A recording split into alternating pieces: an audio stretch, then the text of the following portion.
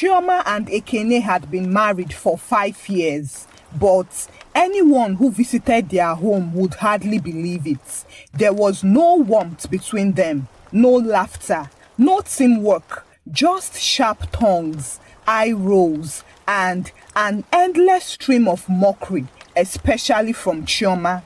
Years ago, they met in the most unusual of ways. Chioma had come to the bank where Ekene worked as a customer service officer, angry that a debit alert had wiped her account. He had calmly explained the situation and even helped her retrieve the money. She admired his patience and calmness, while he admired her confidence and elegance.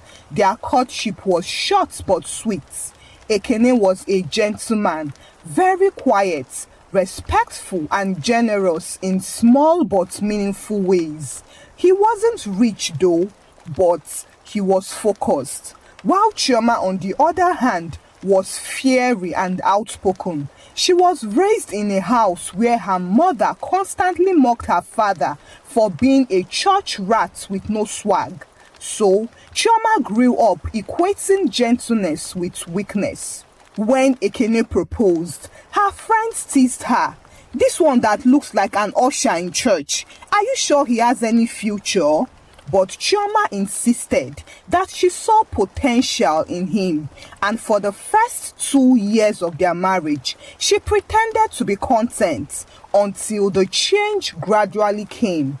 It all started when Ekene lost his banking job due to downsizing. Chioma supported him briefly, but soon she began to nag. "So, I should be the breadwinner while you sit at home rubbing your chin. I married a man, no, not a furniture." Even when he started working for a logistic company as a supervisor, she still mocked his uniform. "Just look at you. My friends' husbands wear suits and drive Benz, while my own is a delivery man." And even when he tried to pay part of the rent or bought groceries for the house, she would hiss, "How much, Kwanu? You bought only 5 loaves of bread and 1 tin of milk and you're feeling like Dangote." At this point, it was no longer a news that Chioma was very disrespectful to her husband, as Ekene's uncle had told him on different occasions to go bring back her bride price. But he refused, hoping that she would change. But Chioma never did. Instead, she got worse.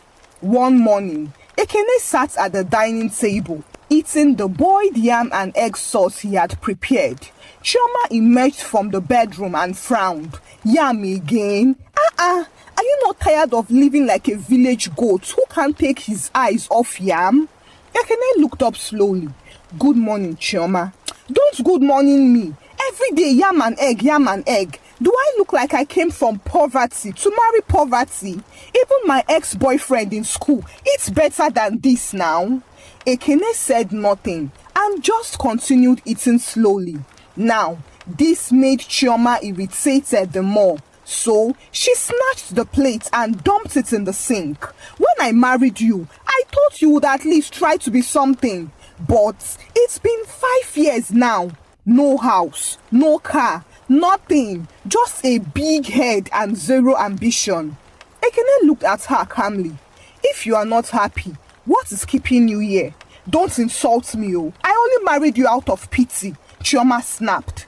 Ekene had heard worse from Chioma, so at this point, nothing she said moved him anymore, or so he thought. Until that evening, when she said something that cut his body, spirit and soul into pieces. They were having a heated argument about a missing charger, and with the whole back and forth, Chioma screamed loud enough for the whole compound to hear. "You are an animal, Ekene. You don't think, you don't act, you just exist." The compound fell silent, and Ekene stood there staring at her. He didn't show any sign of anger, but deep inside, his heart was bleeding painfully. He didn't say a word. He just went in, packed a small bag, walked out of the flat that night and didn't return for 2 days. Chioma thought he was bluffing. What she didn't know was that those words, "you are an animal," would become her curse. Chioma barely noticed when Ekene began to change. At first, she assumed it was another one of his silent treatments. He was always the quiet type, who never argued for too long and never raised his voice. But this time, something was different. When he returned after disappearing for 2 days, he looked calmer, too calm. He walked into the house like a visitor, went straight to the bedroom, picked up a few more clothes and asked one question. "Do you still want this marriage, Chioma?" Chioma scoffed. "If you are waiting for me to beg you, you will wait till Jesus returns." Ekene nodded, said nothing and walked out again. 2 days later, Chioma was in a salon with her best friend Ngozi, gossiping as usual. "Abeg, leave that man, Joe. He thinks keeping quiet on me will make him mysterious.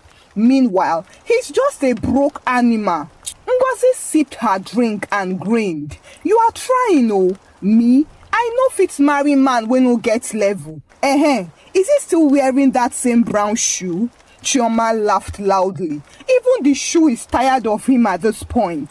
However, while Chioma laughed in the salon, Ekene sat in a meeting room at a high-rise office on the island. His friend Tunde had just made him co-owner in a tech startup. It had been in the works for over a year, and Ekene had silently invested his small savings and done back-end work, research, coding and writing proposals. Now, it was finally paying off. Their company had just signed a deal with a major telecom company and they were about to go public with the news. Ekene looked at the contract in front of him, signed it and smiled faintly. Now, let the real animal begin to roll. Meanwhile, Chioma started to notice some strange things. Ekene no longer called or texted her. Even when he came home, he no longer asked for food or complained about her lateness. He stopped arguing when she went out to clubs with her friend, and he began locking his phone too. One day, she returned from an outing and found him dressed in a navy blue kaftan, spraying perfume. He had bought new shoes, branded and classy shoes. She blinked. "Where are you going to dress like that? The naming ceremony of your fellow delivery boys?" Ekene looked at her and smiled softly. "I am going somewhere your mind can't reach." She rolled her eyes and waved him off dismissively. A week later, Ekene's elder sister, Auntie Martha, came visiting. She took one look at Chioma and shook her head. "So, you are still doing your drama, Abi?" Chioma sighed. "Please, Auntie, if you came here to defend your baby brother, I came here to warn you," Auntie Martha interrupted. "You think you are smart, but you don't know you are playing with a man who is steps ahead of you. When the ground finally opens, you won't see it coming." But Chioma hissed and walked out on her.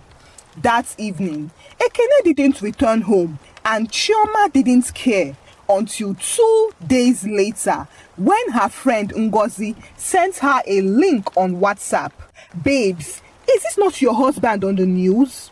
Chioma opened it and froze. Young Nigeria startup founders sign major deal with techno giants. There was Ekene in a suit, shaking hands with executives, standing beside his co-founder Tunde.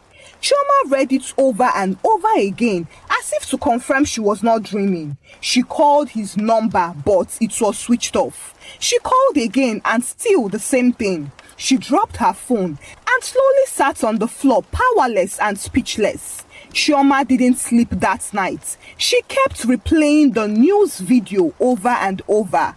Ekene's posture, his smile, and the confident way he spoke into the camera. "We are proud to provide innovative tech solutions made in Nigeria for Nigerians." This didn't look like acting. It wasn't a fluke. Ekene had money, real money. She called again, but it was still switched off. So she sent messages, very long ones. Babe, I saw the video. I am so proud of you. I always knew you had it in you. She got no reply. Still, she sent another one. Can we talk? Please come back home. I cooked your favorite soup. Still, she got no reply. She even went ahead and posted his picture on her WhatsApp status with a caption, "Proud of my king." After waiting for 3 days with no reply from Ekene, Chioma dressed up in her finest attire like a first lady and headed to the address listed in the article. She walked into the tall building and found herself surrounded by class, AC chills, and receptionist attitudes. She stepped up to the front desk. "I am here to see Mr. Ekene Obiora. I am his wife." The receptionist checked the appointment list and shook her head. "Sorry, ma, his schedule is full today. Do you have an appointment?" "I am his wife, your madam," Chioma shouted. Just then, Tunde, Ekene's co-founder, walked past, recognized her and shook his head with a sarcastic smile. "Ah, Madam Chioma, longest time." Chioma turned to him. "Tunde, please tell him I am here. It is very urgent." Tunde looked her up and down. "He doesn't want to see you." "Excuse me? You said he was an animal, right? Well, the animal has built a kingdom and animals don't entertain clowns." He walked away before she could even respond, and Chioma stood there trembling in humiliation. When she returned home that evening, she found her belongings scattered at the entrance of the house, and her key no longer worked.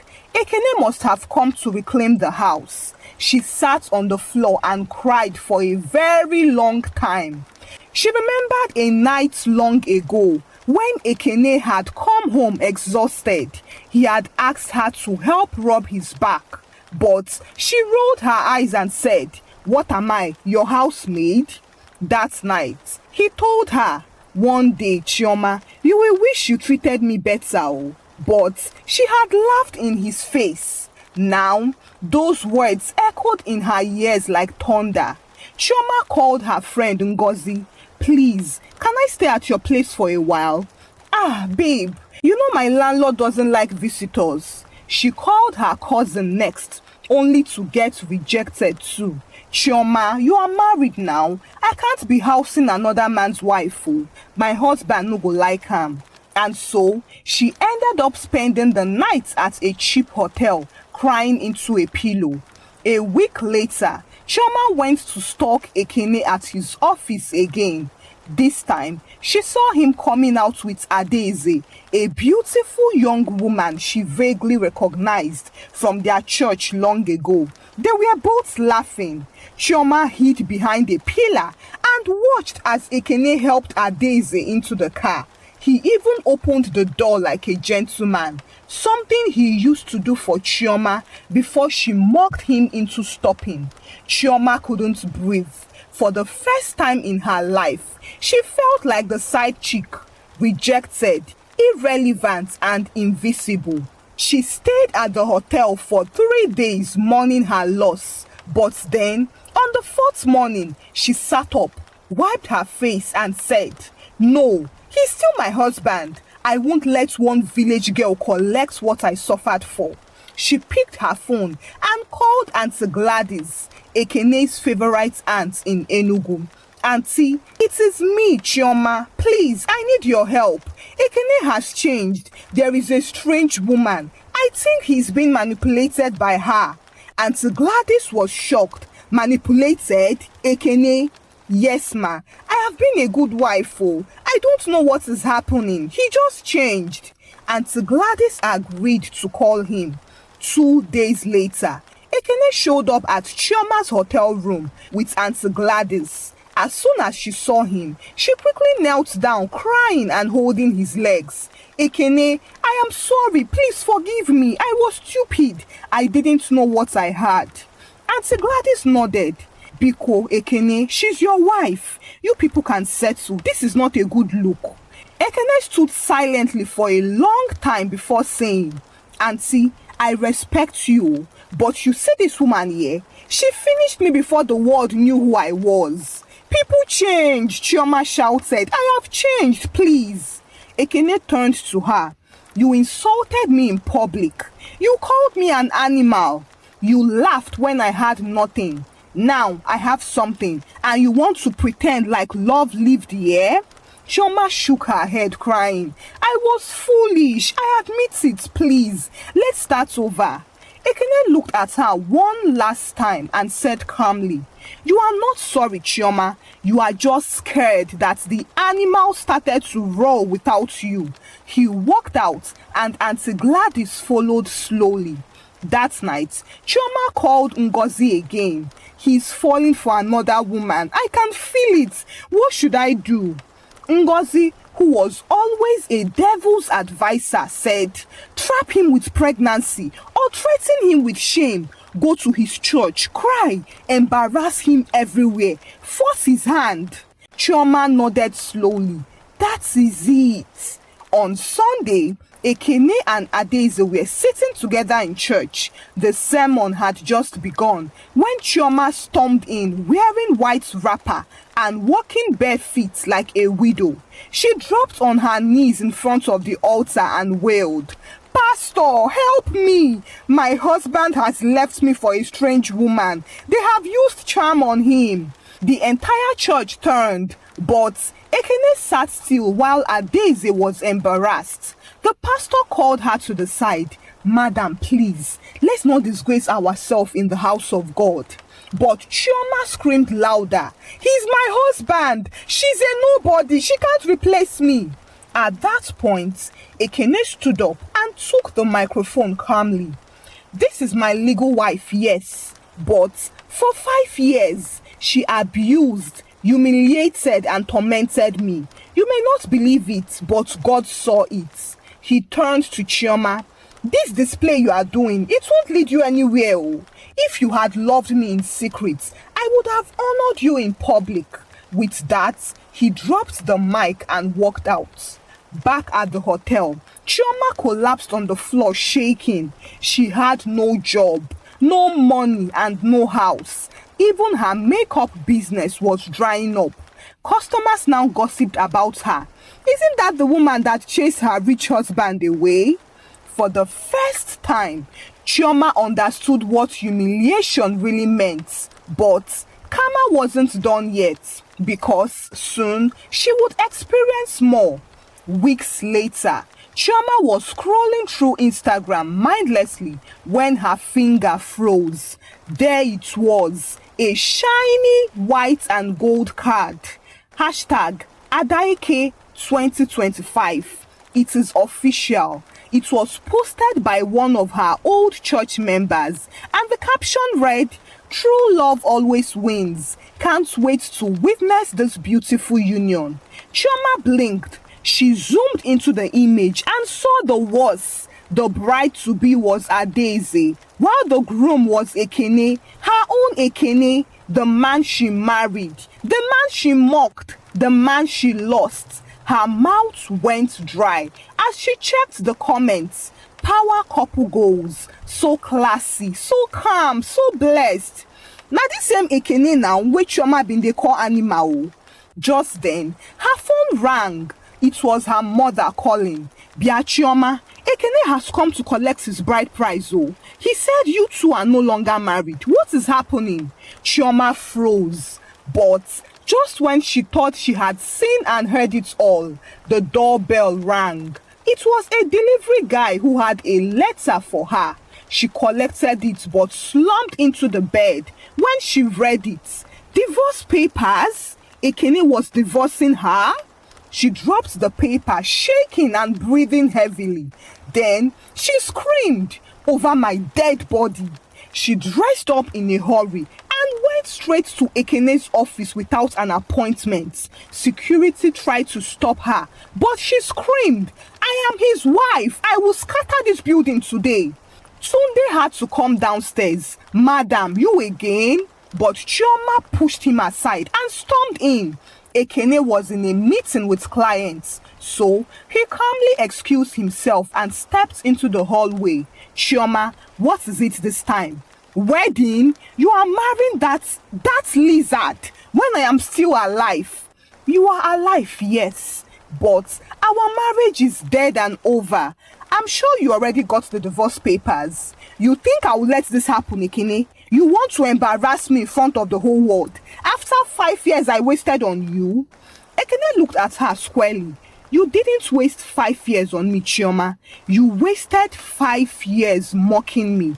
There is a huge difference. He turned and walked away, but Chioma screamed behind him. I swear I will ruin that wedding. I will bring fire. Back in her hotel room, Chioma made plans. It is time to teach that village girl a lesson. She planned to crash the wedding, to scatter it with drama, or maybe even fake a pregnancy. But that would not be possible because she had not let Ekene touch her in almost 1 year. 3 days later, a courier delivered a card to Chioma's hotel room. She opened it slowly and her name was printed on the card. You are cordially invited to the traditional wedding of Ekene Obiora and Adaeze Nwachukwu. At the bottom, read, dress code, white and gold, venue, Landmark Event Center, Lagos. She stared at the words shaking. Ekene invited her on purpose.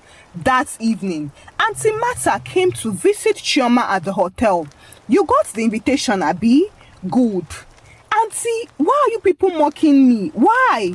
Because you mocked him first. You were given a king and you treated him like a goat. Now, you will watch another woman wear the crown beside him. Chioma fell to her knees. Please, Auntie, talk to him for me.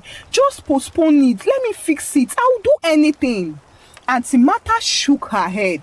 You can't fix what you broke with your mouth, Chioma. Sometimes, Karma wears a wedding gown too. She dropped a gold lace fabric on the bed.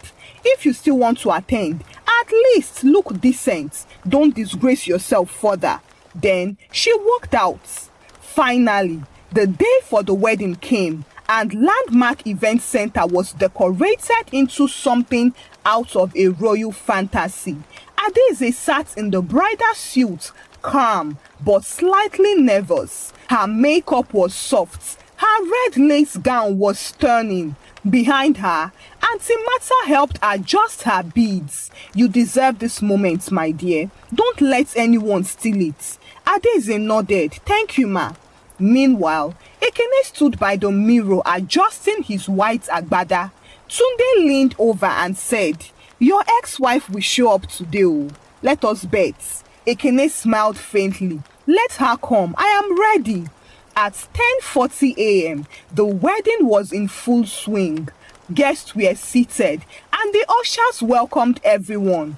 Then the front door swung open. Lo and behold, Chioma entered wearing a black gown, completely off the dress code, and a matching head tie the size of a satellite dish. The music stopped briefly. Some guests turned and rolled their eyes. Auntie Martha sighed, and here comes drama.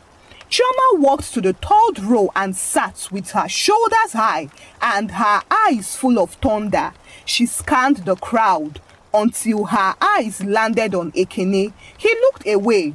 Just as the MC began the ceremony, Chioma stood up slowly and shouted, "Stop! I can't let this wedding go on." She turned to the crowd and started to cry like a Nollywood queen.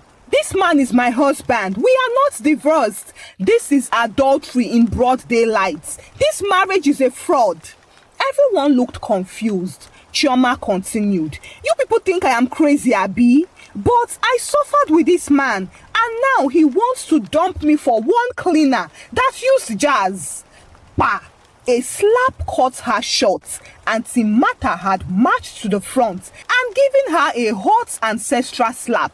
You will not insult a Daisy. Do you hear me? That girl has been the reason Ekene didn't commit suicide all these years. You better behave or security will drag you out. Chioma staggered. Did you just slap me? Yes, and if you try nonsense again, you will get round 2. Ekene stepped forward and took the mic. Ladies and gentlemen, please forgive this disruption. Let me say this clearly. Yes, Chioma and I were married, but we are no longer emotionally, spiritually, or even traditionally joined. Her bride price had been returned by her parents, so I have no idea why she came back to claim a trophy she never polished. He turned to Chioma. You didn't lose me today, Chioma. You lost me long before the money came. Chioma couldn't move. She stood there, humiliated, surrounded by guests. Her black gown now felt like charcoal on her skin. Then her legs gave out and she fainted. Security gently lifted her and carried her out of the hall. The wedding ended with fireworks, live music, and happy celebration. But Chioma's world was now dark, quiet, and empty. The hotel she stayed in for weeks had finally locked her out. Madam, you have exceeded your grace period though. We need our balance, the receptionist told her coldly. So, Chioma packed her things, 2 bags, mostly clothes she hadn't worn in weeks, and dragged them onto the streets. She arrived at her mother's compound in Nsukka with no announcement. She looked nothing like the fire-spitting diva of Lagos. She drops to the floor. Mama, I have come home. I have nowhere else to go. Her mother looked at her daughter pitifully. I warned you. I told you that this your mouth will lead you to shame. I know, Mama, I know. Her mother took her inside, made her bathe, and fed her, but the scolding never stopped. Chioma tried to revive her online makeup business, but most of her old customers had moved on. Some of them blocked her while others ignored her. She applied to boutiques, salons, and makeup houses, but the story had already gone viral. Former Lagos slay queen crashes ex-husband's wedding, and nobody wanted drama in their business. So, left with no choice, she sold some of her designer clothes for cash and started a small salon in the village where she started braiding children's hair in the neighborhood for 300 naira per head. She called it Chi Beauty Palace, but everyone in the village just called it that Lagos woman's place. Her customers were mostly secondary school girls and pregnant teenagers who agreed to pay 300 naira for single braids and 500 naira for fixing. On good days, she made 2,000 naira, while on bad days, she just sat under the mango tree in front of her shop, chasing flies off her mirror. Thinking of it now, whenever she thought of the man she had once called an animal, she would laugh at herself because only now did she realize that she had been the real animal. She just didn't know until it was too late. Thank you for watching this story. Kindly share your thoughts about the story with me in the comment section. What lessons did you learn from the story? Please share the story out with your loved ones. Give the story a thumbs up also, and subscribe to this channel if you've not done so by now. Until I bring another story your way. Bye!